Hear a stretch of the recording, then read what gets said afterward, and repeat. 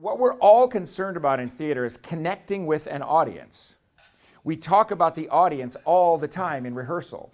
We, of course, try to work out what we're doing, but we do it relative to whether the audience will get it or not.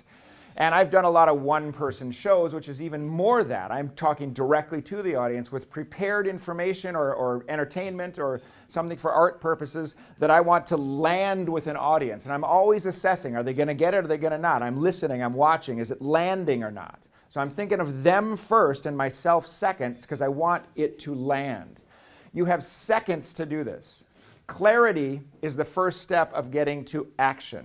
We're all looking for some sort of outcome in an event like this, or when it's a sales presentation, or a live presentation like I'm doing, or a web page, or some kind of social media post. You are looking for some kind of result, right?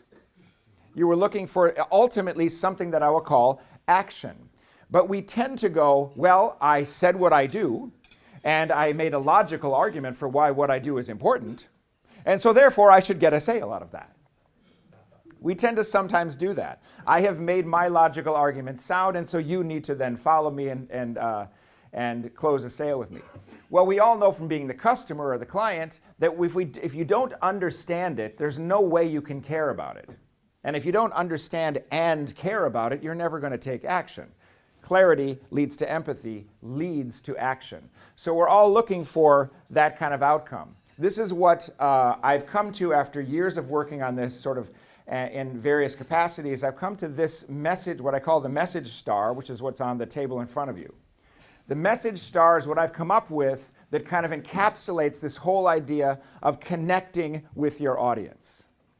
Your audience is not necessarily always a live audience in a room like you are right now, but if you think of it that way, if you think of it even though they're not literally live, that there is a human being on the other end of whatever you are trying to communicate, even if it is in website form or some kind of print form or something else.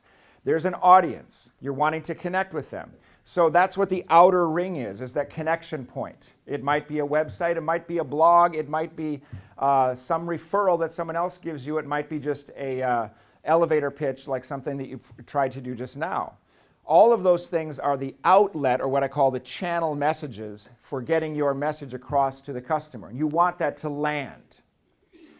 The thing is, when you feel that it isn't landing, when you feel that it isn't quite connecting, if your company is sort of going, it's not really quite connecting, the first impulse people often have is to fix all of the things on the outside. They go, let's spend a bunch of money redoing the website. We don't have a podcast. Everybody has a podcast. Everybody has a podcast. So let's get a podcast going and that'll fix it.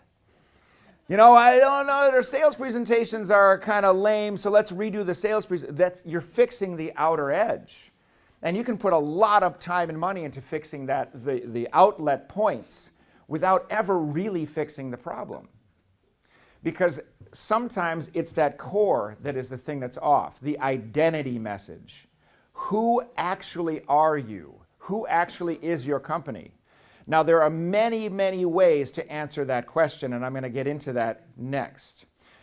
So I'll show you what I mean by what an identity message is and how to go about fixing that. But until that is clear, that outer ring of outlets can never really have as much impact. Does anyone want to tell me what they said in their 7-second ad for themselves earlier today? And by want to, I mean like are willing to risk doing that. My name is John. I work for an audio production company based in Golden Valley. We produce podcasts and audiobooks. Tell me something about that makes it stand above the other podcasts and audiobooks companies. Well, we specialize in producing professional audio, quality audio. So we have a recording studio. People come in, sit down, record their stuff. We do all the editing, all the publishing. What does your customer want mostly? To share their message with their audience.